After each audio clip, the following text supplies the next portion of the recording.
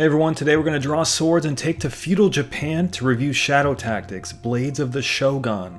It's a stealth-oriented, real-time tactics game that may remind you of XCOM or Commandos. It's a beautiful game that has a lot to offer, but does the gameplay deliver in a satisfying way, and is it worth your money? That's what I'm going to answer today with a review.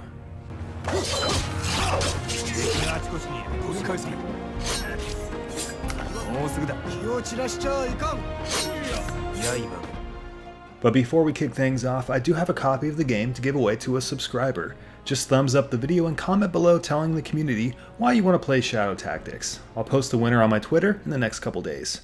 Shadow Tactics is a game set in Japan around the Edo or Tokugawa period between 1603 and 1868. The history of feudal Japan is fascinating. In the Edo period, Japanese society was under the rule of a Tokugawa shogunate, the last feudal Japanese military government, and the country's 300 regional daimyo. Daimyo were the lords of that military, held land and power across the country, and were subordinate only to the shogun.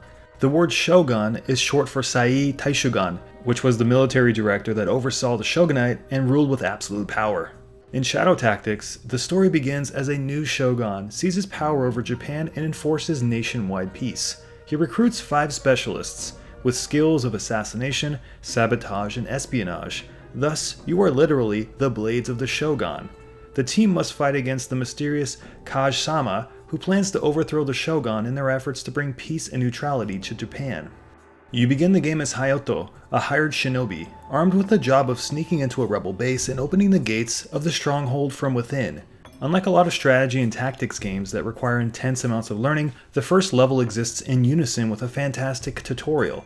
Writings on the wall accompany brief text boxes that teach you everything you need to know, and it blends very well with the gameplay. Each level is a labyrinth, full of carefully placed and interconnected enemy patrols with crisscrossing lines of sight. Your job is to navigate these maps with between 1 to 5 players, weaving in and out of combat and dispatching or using non-lethal takedowns on enemies to carve a path through each level. It's like disassembling a puzzle that is already built, you just have to break it down. Each of your moves as well as your companions are drip-fed to you during the 13 levels that you'll be playing, each of which can take up to 3 hours. Everything just feels so satisfying in this game. The kill animations are so meaty, the abilities of your characters all feel unique, and the Japanese atmosphere is so intoxicating. But the real winner here of this game is how the game gives you so much breadth to do as you wish and rewards you for being creative. There is no set path in Shadow Tactics, and due to the non-linear nature and cutthroat difficulty, achievement and mission success feel deep and rewarding. And that's the single best praise I can give Shadow Tactics. They nailed the level design. And that's pretty much the most important thing in this game, alongside believable AI, and it panned out very well. I can't think of a mission I didn't enjoy out of the bunch, nor one that made me scratch my head in confusion. Multiple routes exist, and you're given a lot of choice, yet the game always seems to remind you that you need to character swap frequently to be successful.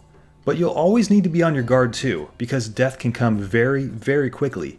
You are given the ability to outsmart each encounter using the game's excellent stealth system. Step into the dark green and you'll be caught immediately, and it's game over.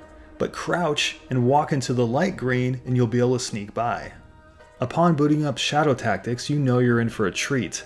The 5 heroes and the mysteriously cute raccoon gaze out towards their destiny as the wind rustles their clothes and kisses the grass beneath them.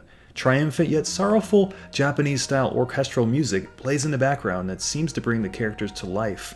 And in the game, the subtlety and crispness of the graphical engine matches perfectly with the beautiful recreation of feudal Japan. The great thing about Shadow Tactics is how interconnected and blended the sound design is with the art. The whole game is fully voice acted, and quite well I might add, in both English and Japanese. Each character sounds authentic and made me a believer, although some of the cutscene dialogue is a bit on the generic side, but overall very strong and beautiful music too. Although not many, the game does have its miscomings. There's not much you can do once you get yourself into a sticky situation outside of mashing the F8 key to reload your most recent save file. Once spotted and in the danger red zone, your characters become encumbered and escape is pretty much not an option. And the aggro ranges for enemy groups are giant. So if you get detected by one enemy, chances are you'll have the whole Shinobi dynasty running after your ass. So yes, the AI is very, very attentive. Also, autosave states are not very consistent.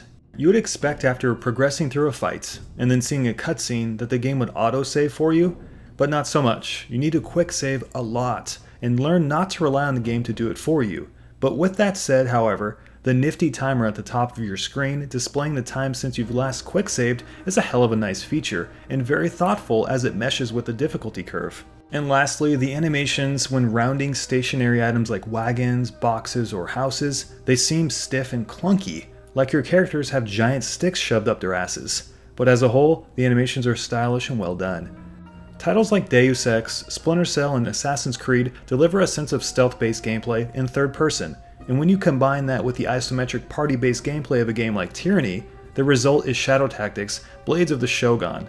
The game is just so much fun, and I give it the thumbs up. You'll find a lot to like here if you dig this genre. Muchos gracias for watching, guys. If you enjoyed the video, by all means, hit the thumbs up button and subscribe, and have a kick-ass day. We'll see you next time.